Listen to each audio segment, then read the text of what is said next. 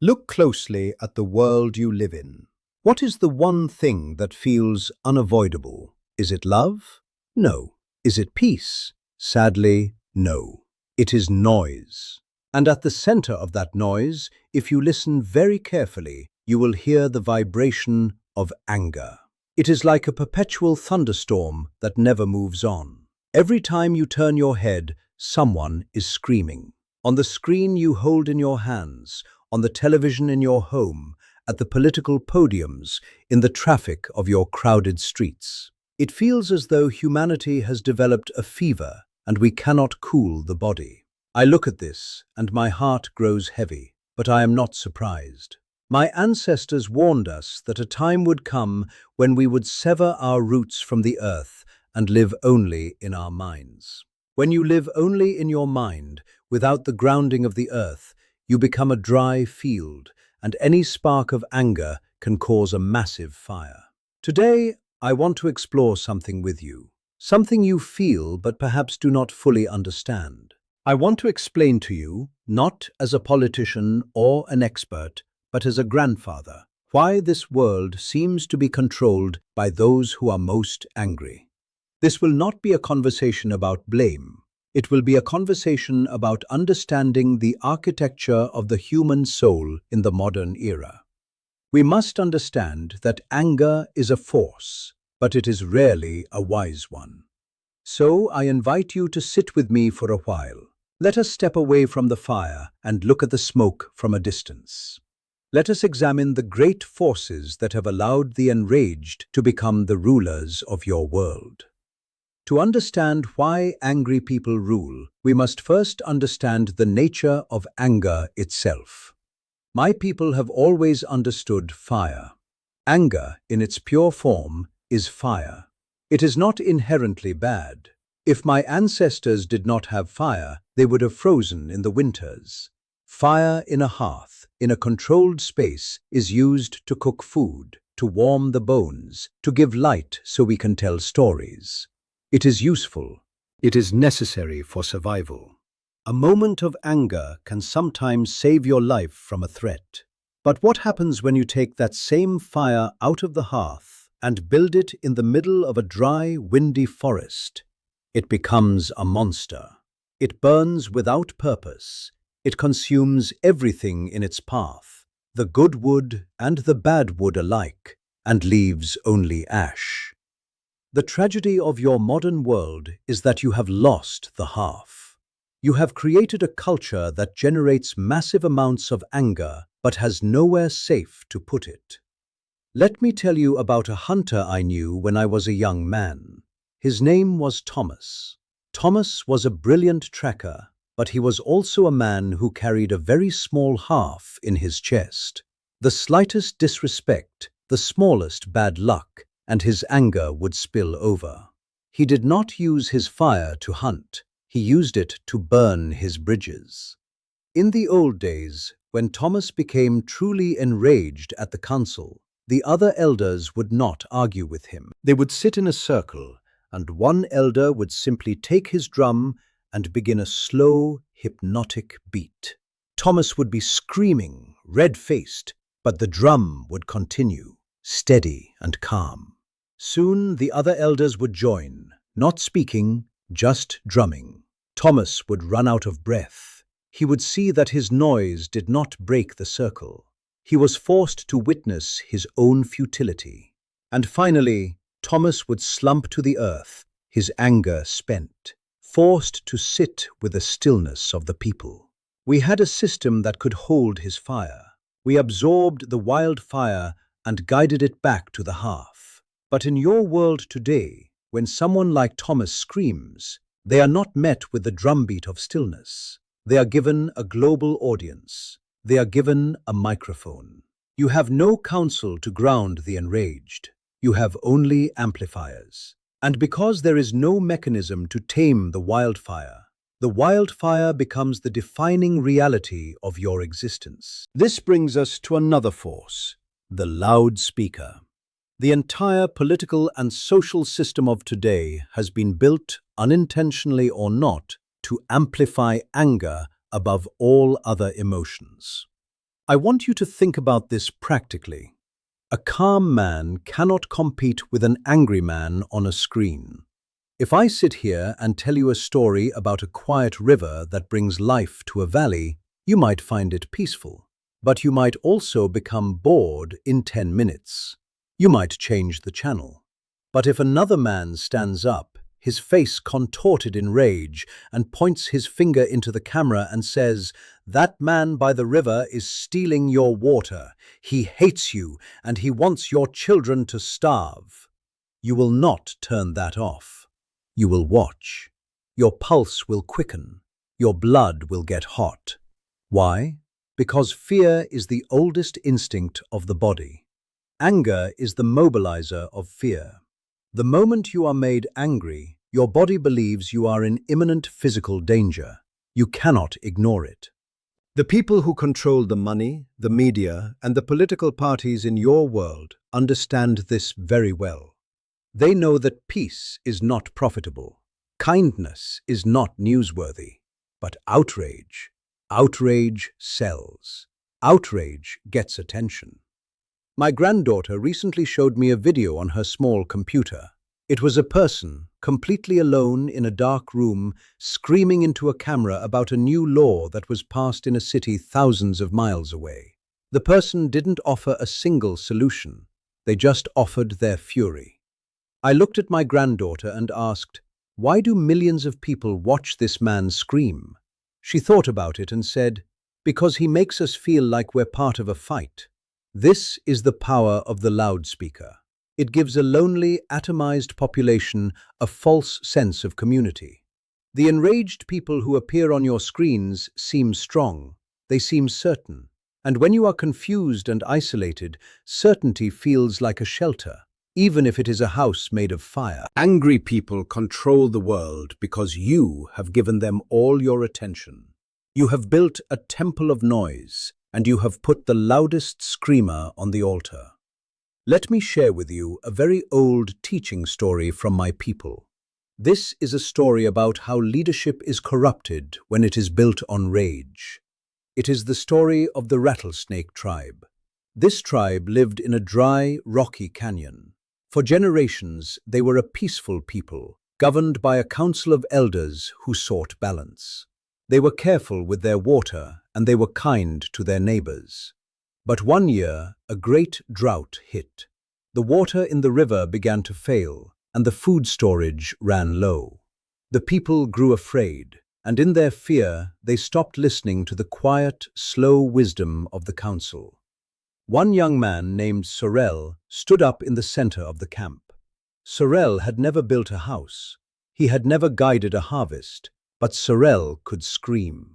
He was filled with a constant, hot fury. He pointed to the river and said, "The elders are weak. The water is failing because we do not have strong leaders. The tribe across the mountains, they are praying to the wrong spirits, and they are cursing our river. We must kill them and take their mountains." Sorel's anger was infectious. The people, desperate and afraid, felt their own helplessness vanish when Sorel screamed. His certainty made them feel strong. He didn't offer a single plan to find water, but he gave them an enemy to hate. Sorel led the men to war. They attacked the other tribe, a tribe that was also struggling with the drought. They caused immense suffering. Sorel was powerful. He ruled the camp by rage. Anyone who spoke of peace was labeled a traitor. But the anger did not bring rain. The mountains did not contain water. When Sorel had exhausted the tribe in war, and when the other tribe had fought back and burned their storage sheds, Sorel had nothing left to offer. He was good at burning, but he was not good at building. The Rattlesnake Tribe destroyed itself not because the drought was too strong, but because their leader used his anger to tear them apart from within. They forgot that you cannot eat your own anger. I share this story because your world today is full of sorrows. Your modern leaders are not judged by the health of the community or the peace within their borders. They are judged by how successfully they can target your anxiety and direct it toward an enemy. They rule by rage, but like sorrel, they cannot bring the rain. They cannot solve your problems. They can only sell you the privilege of screaming with them. This brings us to another reason. Angry people control the world because you have lost the still point. You have lost your ability to listen to anything but the chaos. Wisdom is not like the thunderstorm. Wisdom is like the deep, silent current of a vast river. You cannot hear the river when the storm is screaming overhead. You can only hear it when the storm moves on. To receive wisdom, to receive grounding, to receive clarity, you must practice stillness. When my grandfather taught me how to hunt, he did not take me into a chaotic market. He took me into the forest at dawn. We sat by a tree for 3 hours. He told me, "Do not move a muscle. Do not utter a sound. You must listen to the earth until the earth becomes silent, and then you must listen until the earth begins to speak." And when I did that, when the initial urge to move faded, when my own internal noise became quiet, a whole new world opened to me. I could hear a beetle crawling over a leaf 100 paces away. I could hear the wind changing its message. I had clarity. But in your world, there are no dawn hunts. There are no stillnesses. Your entire life is an engineering project designed to make sure you are never, ever silent. From the moment you wake until the moment you sleep, you are plugged into the modern loudspeaker. You are consuming noise. When your soul is perpetually vibrating at the frequency of the loudspeaker, you can only perceive the frequency of the loudspeaker. A wise, quiet voice has no access to your mind. A calm perspective seems irrelevant. Angry people maintain their control because they keep you so perpetually overwhelmed and distracted that you have no internal gravity. You are like dry grass that is swept away by any gust of fury that blows across your screen. They keep you hungry for chaos, and when you are hungry for chaos, you will only elect a king who is a master of chaos. Let me tell you about another man I knew, a leader among my people named Alistair. Alistair was not a loud man. When he spoke, you had to lean in to hear him. But when Alistair walked into a room, the air changed. The frantic energy dissolved. Why? Because Alistair had cultivated a landscape of stillness within his own chest. He did not react to the noise, he responded from the depth. I remember a time when our community faced a great challenge, a conflict with an outside entity that threatened our land. Many of the young people were ready to fight, filled with the fire of righteous anger. They stood in the council circle, shouting their defiance. Alistair stood in the center, perfectly still. He let them speak until their words were gone, until their breath was spent. And then, in the silence that followed, he spoke one sentence. He said, "Let us not become the monster we are fighting." In that stillness, the people found their strength, not in their rage, but in their integrity. Alistair did not control by force, he led by presence. This is the leadership we have lost. The leadership that springs from the still point, not from the loudspeaker. This brings us to the ultimate truth. This is the teaching that can change your life tonight if you let it settle into your heart. The ultimate chaos of the world is nothing more than a reflection of the chaos inside our own chests. You may have heard the old story of the 2 wolves that live inside every human being. It is an old teaching from my people, but its truth never fades. One wolf is filled with anger, envy, regret, greed, arrogance, and self-pity. It wants to fight everyone it sees because it believes the world owes it something. The other wolf is filled with joy, peace, love, hope, serenity, humility, kindness, and truth.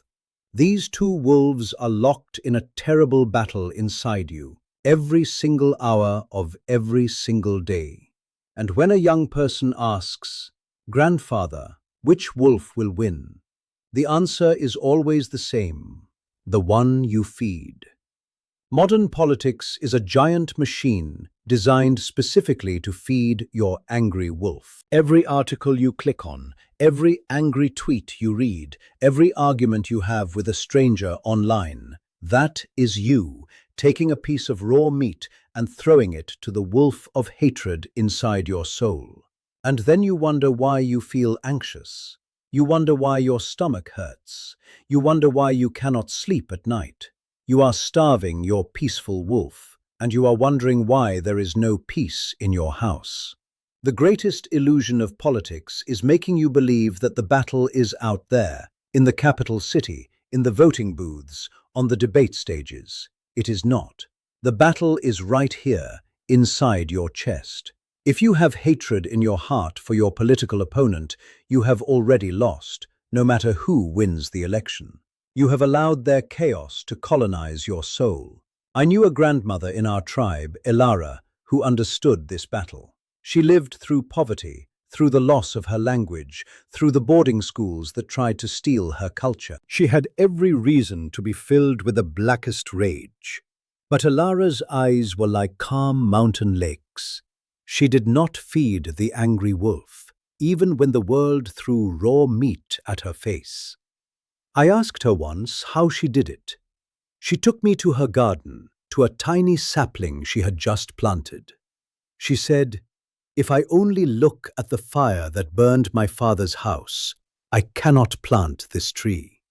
Anger looks backward, my grandfather. But life must look forward. Elara understood that every moment spent in rage is a moment lost for creation. She did not fight the angry people. She simply built a world that their noise could not touch. She was a master of her own kingdom, and her kingdom was built on peace. We have looked at the smoke. We have seen why the enraged rule. Now I must tell you the most difficult truth of all.